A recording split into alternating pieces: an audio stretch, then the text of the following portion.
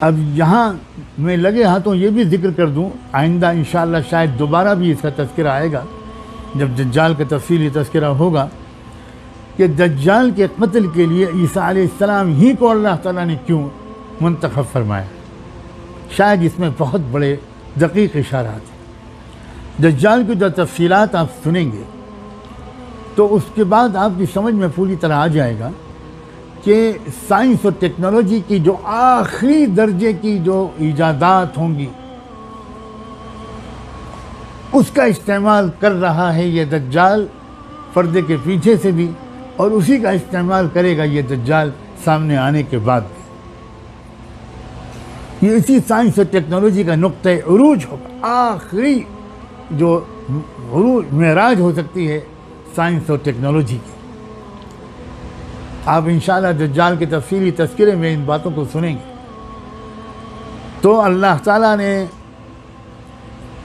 مادی طاقت کے آخری جو عروج ہے، جس کے پاس مادی طاقت انسانی تاریخ میں سب سے زیادہ ہوگی، انتہائی سوفسٹیکیٹڈ ٹیکنالوجی اس کے پاس ہوگی، اس کے خاتمے کے لیے اللہ نے اپنے اس بندے کو منتخب کیا ہے جس نے کبھی زندگی میں ایک تلوار بھی نہیں چلائی، جس نے کبھی ہماری اصطلاح کے مطابق کوئی جہاد نہیں کیا، جس نے کبھی کسی فوج کی قیادت نہیں کی، جو سر تاپا روحانی شخصیت ہے اور عجیب غریب روحانی طاقت اور تاثیر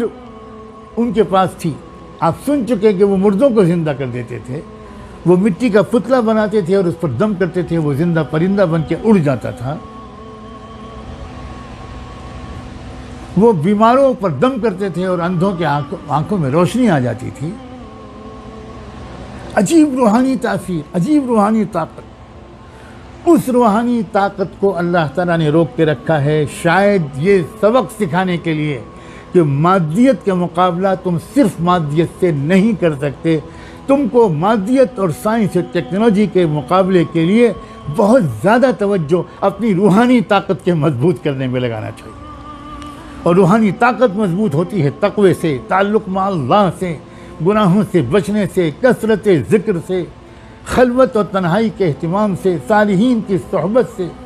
روحانی طاقت نماز سے، رکوع سے، سجدے سے، تلاوت سے، ذکر سے، طواف سے، حج سے، روزے سے، صالحین کی محبت اور ان کی نظر میں آنے سے اسے روحانیت بڑھتی ہے۔ پتہ ہی چلا کہ اس آخری دور میں دشمنوں اور شیطانی طاقتوں کے حملے کے لیے سب سے زیادہ توجہ جو کرنی چاہیے تم کو، وہ اپنی روحانیت کو مضبوط کرنے کی طرف کرنی چاہیے۔ تم خالی سائنس اور ٹیکنالوجی پر محنت کرتے رہو گے تو تم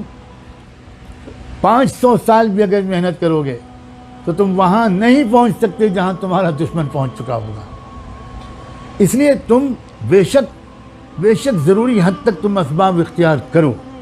بالکل وَأَعِدُّوا لَهُم مَا اسْتَطَعْتُم مِّن قُوَّةٍ، جو کر سکو وہ کرو، لیکن تنہا اس پر انحصار مت کرنا۔ تمہیں غلبہ پہلے بھی کبھی تنہا ظاہری اسباب کے ذریعے سے نہیں ملا تھا، اور آئندہ بھی کبھی بھی تم کو صرف ظاہری اسباب کے ذریعے غلبہ نہیں ملا۔ اگر ظاہری اسباب ہی فتح و شکست کے معیار ہوتے تو بدر میں کبھی اہل بدر کو 313 صحابہ اور ان کے قائد محمد رسول اللہ کو فتح حاصل نہ ہو۔